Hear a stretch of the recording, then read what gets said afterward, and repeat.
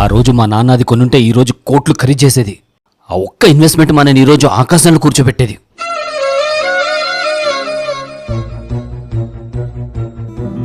అవునండి, మామయ్య గారు ఆ రోజు ఆ ప్లాట్ కొనుంటే ఈరోజు అది ఎంత ఖరీదు చేసేది? జస్ట్ 20,000 పెట్టి కొనుంటే ఈరోజు దాని విలువ కనీసం 10-12 కోట్లు. ఓ, అంత ఖరీదు చేసేదా? అదే కదా నా బాధంతా. సపోజ్ మనమే 10-12 కోట్లు పెట్టి ఆ ప్లాట్ కొనుక్కుంటే రాబోయే 20-30 సంవత్సరాలు దాని కాస్ట్ ఎంత పెరగొచ్చు? ఈజీగా 100 కోట్లకు పైన పలుకుతుంది. ఓహో, అయితే మరి మీరే కొనేయచ్చు కదా. ఏంటి?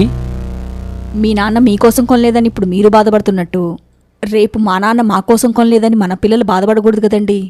సో కొని పెట్టేస్తే ఓ పనైపోతుంది కదా. అసలు మన పరిస్థితి గురించి తెలిసి అడుగుతున్నావా? మన పరిస్థితికేమైంది? నెల తిరిగేలోపు ఇంటి రెంటు, ఇంటి ఖర్చులు, పిల్లల చదువు ఖర్చులు, కారు ఈఎంఐ, లోన్స్ ఈఎంఐలు, ఇన్ని ఖర్చుల మధ్య ప్లాట్ ఎలా కొంటాము? మరి 40 ఇయర్స్ బ్యాక్ మామయ్య గారి పరిస్థితి కూడా ఇదేనేమో.